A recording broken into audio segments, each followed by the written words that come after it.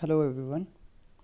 Today I am going to discuss HP Board Science 2019 paper. ठीक है, तो चलिए आज शुरुआत करते हैं 2019 के पेपर की। देखिए पहला क्वेश्चन है बहुत ही सिंपल, आपके स्क्रीन पे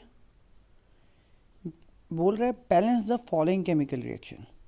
इस केमिकल रिएक्शन को आपको बैलेंस करना है।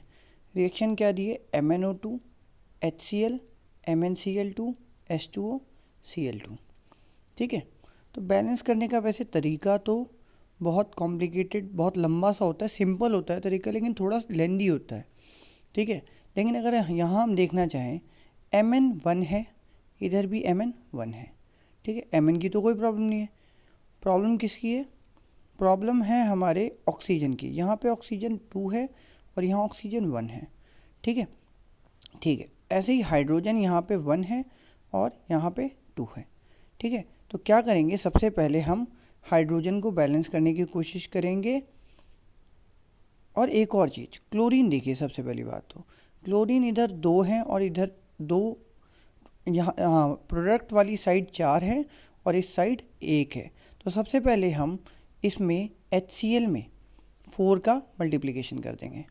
ठीक है, तो हम क्या करेंगे, MnO2 प्लस HCl, हम यहाँ क्या कर देंगे 4 का मल्टीप्लिकेशन। क्यों?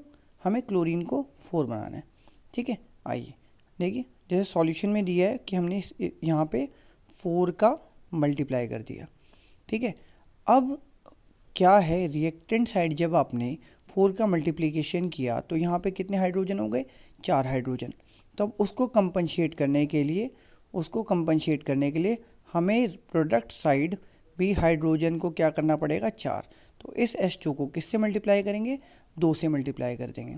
ठीक है, जैसे ही आप इसको मल्टीप्लाई करेंगे 2 से, देखिए ऑक्सीजन इस साइड क्या हो जाएंगे 2 और इस साइड भी क्या है 2। तो ये रिएक्शन हमारी हो जाएगी बैलेंस। नेक्स्ट क्वेश्चन की तरफ बढ़ते हैं। नेक्स्ट क्वेश्चन है ब्लीचिंग पाउडर। ब्लीचिंग पाउडर होता है आपका CaOCl2। बहुत ही सिंपल सा क्वेश्चन है। ठीक है, आइए नेक्स्ट क्वेश्चन की तरफ बढ़ते हैं। What is the structural formula of butane. But का मतलब होता है 4 कार्बन। ठीक है, 4 कार्बन। ठीक है, अब देखिए 4 कार्बन, सिंपल सी बात है, आपको पता होना चाहिए कार्बन की होती है टेट्रावैलेंसी। देखिए मैं साइड में बताता हूँ आपको, थोड़ा सा यहाँ पे ब्लैंक स्पेस पे हमें क्या बनाना है, ब्यूटेन। क्या बनाना है, ब्यूटेन। हमारे कार्बन कितने होंगे ब्यूट में, 4। और कार्बन की होती है टेट्रावैलेंसी। टेट्रावैलेंसी का मतलब है कि 4 बॉन्ड बनाएगा। तो उस हिसाब से एक तो इसने कार्बन के साथ बॉन्ड बना लिया, बाकी जगहों पे आप हाइड्रोजन लगाते चलिए। ठीक है, जैसे यहाँ पे एक है बॉन्ड बना लिया कार्बन के साथ, बाकी 3 जगह पे आप हाइड्रोजन लगा लीजिए।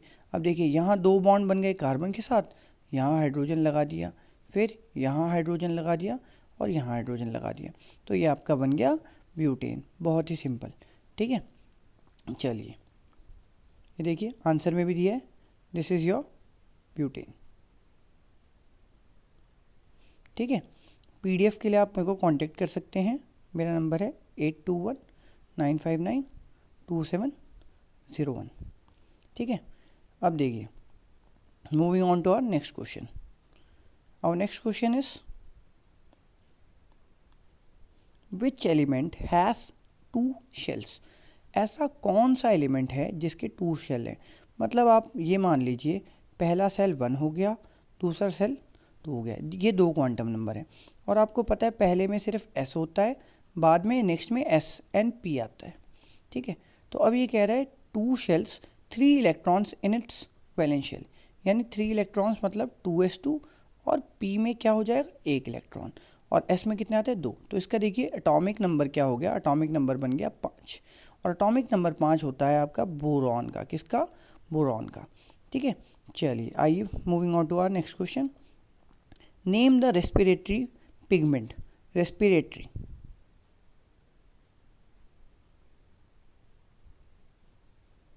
कौन सा ऐसा पिगमेंट है रेस्पिरेटरी का इन ह्यूमन बींग्स। तो क्या है उसका एक मिनट,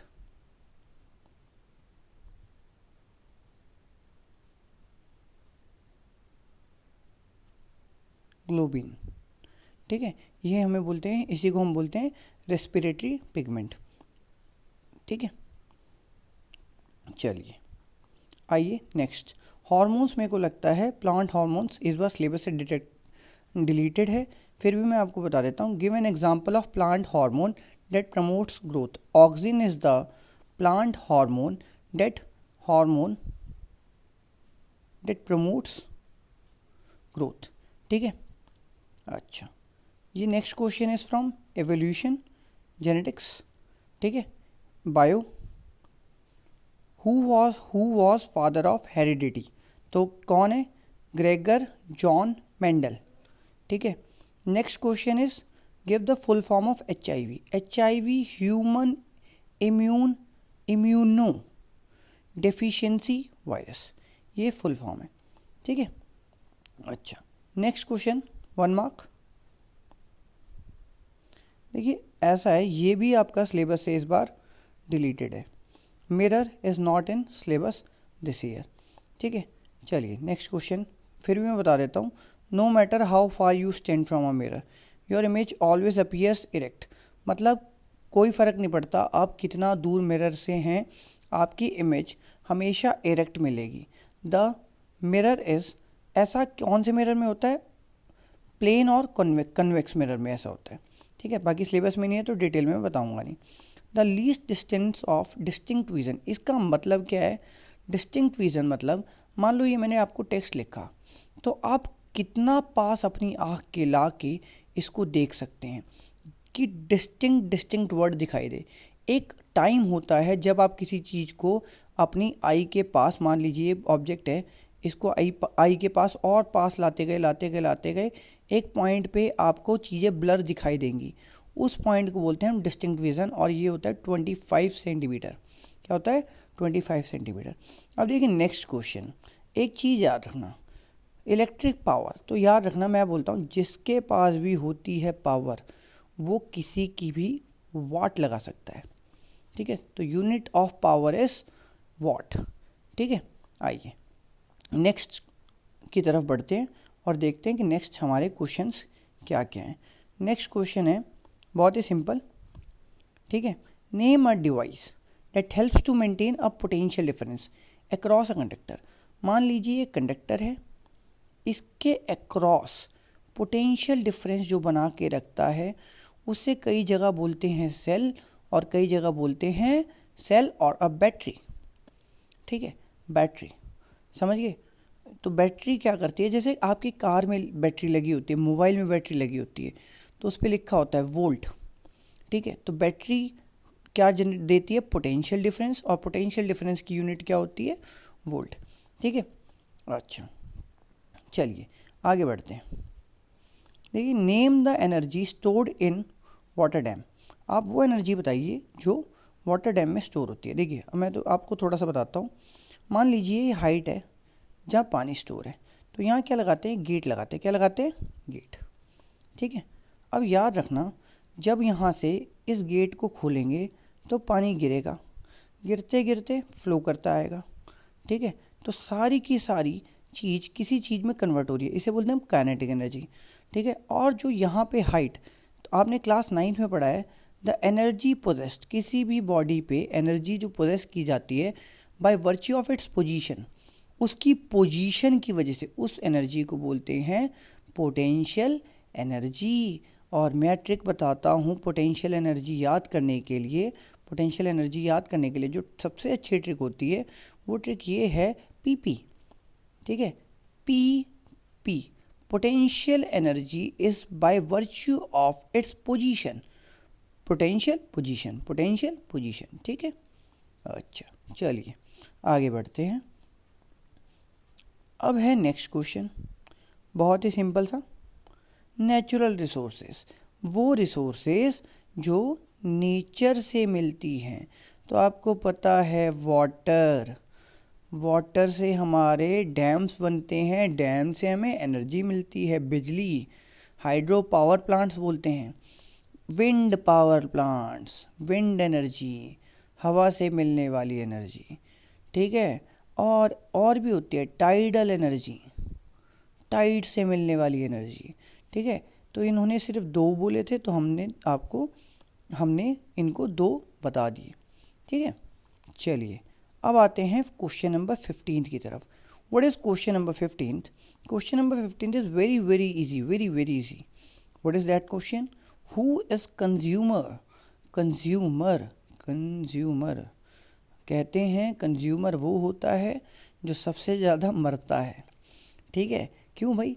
सारे टैक्सेस कंज्यूमर को ही देने पड़ते हैं। तो कंज्यूमर इज़ दैट पर्सन जो कंज्यूम करता है, जो क्या करता है?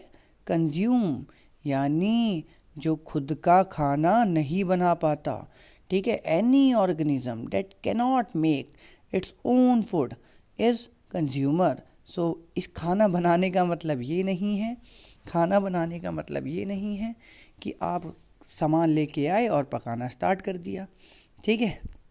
तो कंज्यूमर वही होता है जो खुद से प्रोड्यूस नहीं कर पाता, टेक्निकली, मोर अप्रोप्रिएटली, ठीक है। अगला क्वेश्चन तो आपका है चैप्टर नंबर 1 से। देखिए बहुत ही शानदार क्वेश्चन है, आइए करते हैं इस क्वेश्चन को। बहुत ही अच्छा सा क्वेश्चन, प्यारा सा question.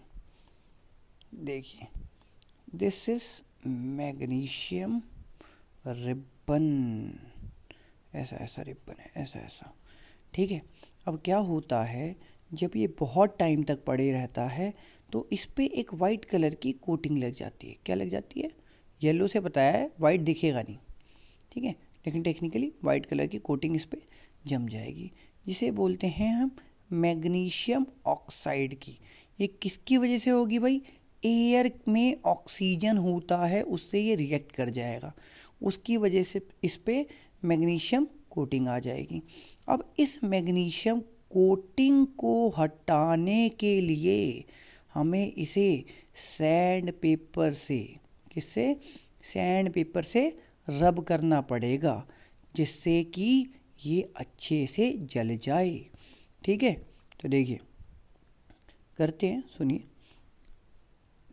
Magnesium is a reactive metal, we all know that magnesium is a reactive metal, ठीक है, रिएक्टिव मेटल है। It will react with oxygen, अब मैंने बताया था आपको, oxygen and form a layer of MgO, white layer, मैंने कहा था वाइट लेयर, पर मैं येलो से बता रहा हूँ, ऑन सरफेस ऑफ मेटल, किस पे?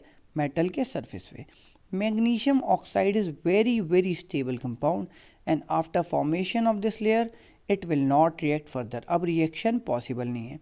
For the removal of this layer magnesium ribbon is cleaned by sandpaper, ठीक है। इसके लिए हमें मैग्नीशियम रिबन को सैंड पेपर से क्लीन करना पड़ेगा, ठीक है। चलिए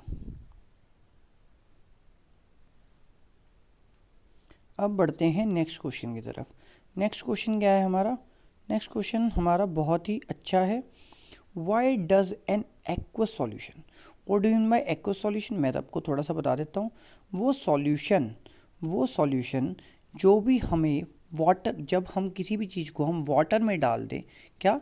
कोई भी सॉल्यूशन, कोई भी चीज़ जब हम वाटर में डाल दें, पानी में डाल दें, ठीक है, हमने क्या किया? पानी में डाल दिया।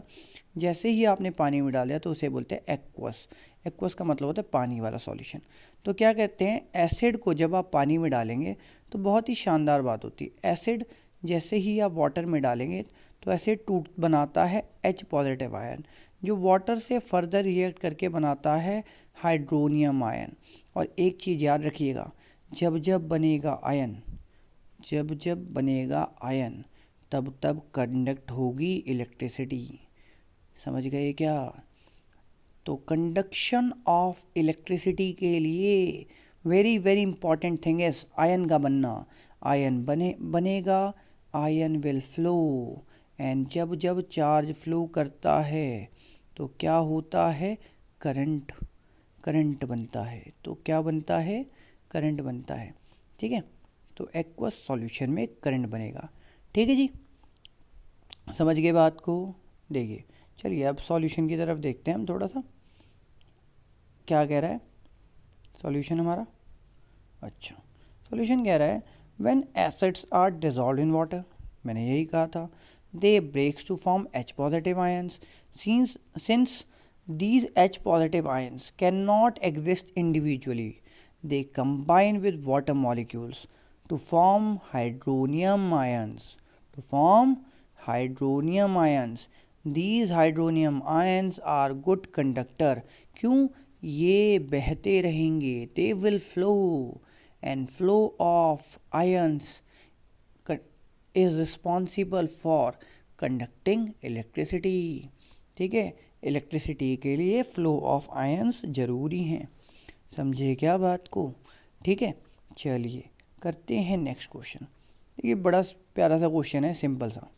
Would you be able to check, क्या आप चेक कर सकते हैं इफ़ वाटर इज़ हार्ड और नॉट, वाटर हार्ड है या नहीं, बाय यूजिंग अ डिटर्जेंट. क्या आप चेक कर सकते हैं कि वाटर इज़ हार्ड और नॉट बाय यूजिंग डिटर्जेंट? ठीक है, हार्ड वाटर, सॉफ्ट वाटर, दो तरीके के वाटर होते हैं. ठीक है, अब देखो ऐसा है, अब कोई भी चीज़ चेक करने के लिए तब बता पाएगी कि हार्ड है या सॉफ्ट है अगर उसका दोनों में, जैसे मान लीजिए मैंने हार्ड वाटर में डाला तो कुछ और काम करे, सॉफ्ट वाटर में डाला तो कुछ और काम करे.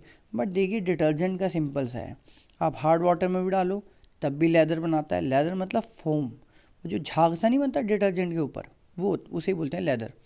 ठीक है, हार्ड एंड सॉफ्ट वाटर दोनों के साथ बनाता है. लेकिन सोप सिर्फ सॉफ्ट वाटर के साथ बनाता है. ठीक है, तो डिटर्जेंट का यूज़ करके नहीं कर सकते. लेकिन आप याद रखना, अगर आप सोप ले लोगे तो ये लेदर बना लेगा. समझ गए क्या? अरे इजी है क्या? ठीक है, अच्छा ठीक है, okay. Moving on to our next question. Our next question is what would be the consequences of deficiency of haemoglobin in our body. क्या कॉन्सिक्वेंसेस होंगे कि अगर हमारी बॉडी में हीमोग्लोबिन की डिफिशिएंसी हो जाए. ठीक है, तो देखिए क्या होता है, हमारे बॉडी में हीमोग्लोबिन का काम क्या है मैं आपको बता देता हूँ. देखिए, एक प्रोटीन बोल लो या एक रेस्पिरेटरी पिगमेंट बोल लो इसको. ठीक है, haemoglobin is a respiratory pigment और a protein responsible for transportation. मतलब ऑक्सीजन का क्या कराता है? ट्रांसपोर्टेशन. ऑक्सीजन का क्या कराता है? Transportation to the body cells, body के सेल्स को, फॉर सेलुलर रेस्पिरेशन. किस चीज़ के लिए? रेस्पिरेशन के लिए.